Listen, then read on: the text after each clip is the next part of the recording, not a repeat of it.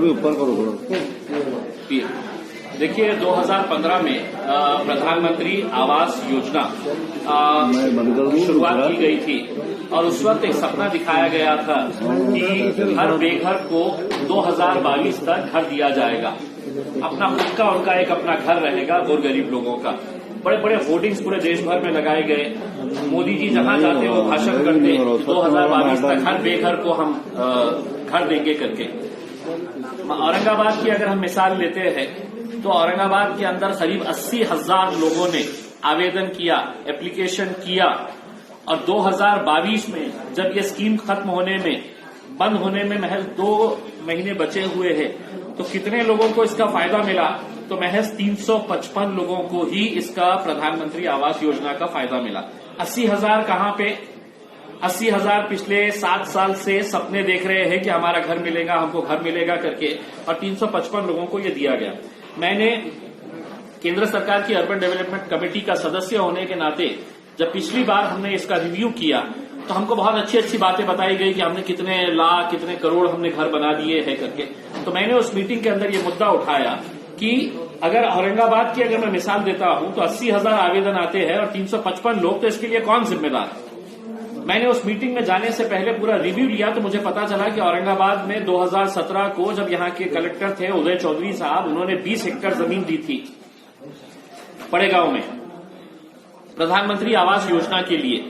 वो जमीन बाद में सुनील केंद्रेकर साहब जो डिविजनल कमिश्नर है उन्होंने उसको सफारी पार्क के लिए दे दिए। यानी कि इसका मतलब यह है कि गरीब लोगों को बेघर रहने दो, जानवरों के ऊपर हम छत बनाने का काम करते हैं करके वो जमीन दे दी गई। उसके बाद लगातार हम फॉलो अप करते रहे, महानगर पालिका की तरफ से कई पत्र व्यवहार किए गए, लेकिन अभी तक वो जमीन अलॉट नहीं की गई है। तो मैंने ये मांग की थी कि ये तमाम अधिकारियों को अगली मीटिंग के अंदर बुलाया जाए और उनसे पूछा जाए कि ये क्यों हुआ है करके। तो मैंने लिखित के अंदर दिया कि औरंगाबाद के डिस्ट्रिक्ट कलेक्टर, म्युनिसिपल कमिश्नर और डिविजनल कमिश्नर को बुला के इनसे है तो जवाब लिया जाए करके। तो मुझे कल ही पत्र मिला है केंद्र सरकार के हमारे जो अर्बन डेवलपमेंट कमेटी के चेयरमैन है कि 9 तारीख के दिन, 9 फरवरी के दिन हमने महाराष्ट्र सरकार के वरिष्ठ अधिकारियों को ये जो औरंगाबाद के अंदर हुआ है उसके लिए हमने वहां पर उनको तलब किया है, जिसके अंदर प्रिंसिपल सेक्रेटरी और चीफ सेक्रेटरी भी शामिल रहेंगे और उनसे ये जवाब तलब किया जाएगा। हम इसका निषेध करते हुए मैं लोकसभा के अंदर भी ये मुद्दा उठाऊंगा और मोदी जी को साफ ये कहने वाला हूं कि आप झूठ बोलते हैं। आपने लोगों को सपने दिखाने का काम किए हैं। यहां पे आपके 2 मंत्री होने के बावजूद भी अगर आपके द्वारा जो केंद्र सरकार की स्कीम है अगर वो इम्प्लीमेंट नहीं होती है तो इससे ज्यादा अफसोस और शर्मनाक बात हो नहीं सकती है। और इसका प्रचार हम उत्तर प्रदेश में भी जाकर कहेंगे कि मोदी साहब झूठ बोल रहे हैं, मोदी साहब सिर्फ आपको सपने दिखा रहे हैं और कोई घर बार है तो किसी को मिल रहा नहीं है। होर्डिंग्स लगाएंगे आप? होर्डिंग्स भी लगाएंगे और होर्डिंग्स के साथ साथ हम है तो अपने चुनावी प्रचार के अंदर भी इस मुद्दे को वो करेंगे। हम मीडिया के समक्ष जाएंगे, मीडिया को भी इसके जरिए बताएंगे और लोकसभा के अंदर भी आवाज उठाएंगे।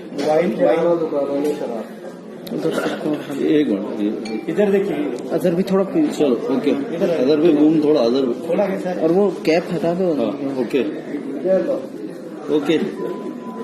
देखिए, मैं महाराष्ट्र सरकार ने जो एक फैसला लिया है कि अब किराने की दुकान में, मॉल्स में, सुपर शॉपीज में अब वाइन बार्स खोले जा सकते हैं, अट्रैक्टिव वाइन का डिस्प्ले किया जा सकता है और कोई भी जाकर वहां पर वाइन खरीद सकता है। उनका तर्क ये है कि हम वाइन को इस वजह से बढ़ावा दे रहे हैं ताकि जो अंगूर की खेती करने वाले हैं उन किसानों को फायदा मिले है करके। तो मैं सरकार से अनुरोध करूंगा कि अगर अंगूर की खेती के लिए किसानों को फायदा मिल रहा है तो उनको गांजे की खेती करने की भी इजाजत दे दी जाए। सरकार को ये क्यों नहीं सूझा कि हम वाइन की जगह है तो किसानों के पास गाय, बैल और भैंस भी रहते हैं, तो हम वाइन की जगह हम है तो मिल्क बार्स स्टार्ट किए जाए किराने की दुकान के अंदर, सुपर शॉपी के अंदर है तो हम बहुत अट्रैक्टिव डिस्प्ले करके हम दूध की बॉटल्स रखें और बच्चों को और सभी को दूध पीने के लिए प्रोत्साहित करें। लेकिन ये ऐसा ना करते हुए उनको सिर्फ पैसे से मतलब है और हमारी पूरी संस्कृति को खराब करने का ये फैसला लिया गया है। तो अब मैं महाराष्ट्र के मुख्यमंत्री आदरणीय उद्धव ठाकरे साहब, उप मुख्यमंत्री अजीत पवार साहब और महाराष्ट्र की सरकार, शिवसेना, कांग्रेस और राष्ट्रवादी तीनों को यह चुनौती देखता हूं कि अगर तुम में हिम्मत है तो औरंगाबाद में एक है तो वाइन बार कहीं खोल के दिखाए करके उसके अंदर।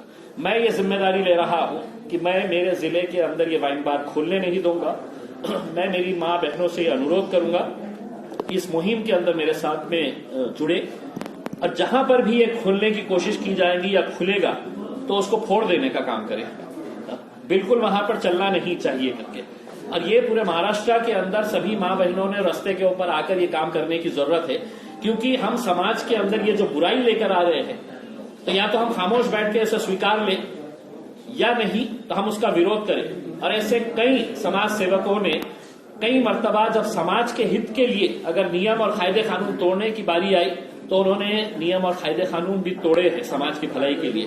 तो हम भी इस भलाई के लिए हम जहां जहां पर भी ये वाइन बार्स खोलने का जो भी सुपर शॉपी या दुकानदार अगर सोच रहा होगा तो तुम समझ लो कि तुम्हारी खुली वहां पे वाइन और हमने वहां पे आके फोड़ दिए हैं। फिर हमारे ऊपर जो केसेस होने का है हम वो केसेस झेलेंगे, क्योंकि हम ये समझते हैं कि ये फैसला बच्चों के लिए ये है कि पहली सीढ़ी है तुमको नशाखोर बनाने के लिए।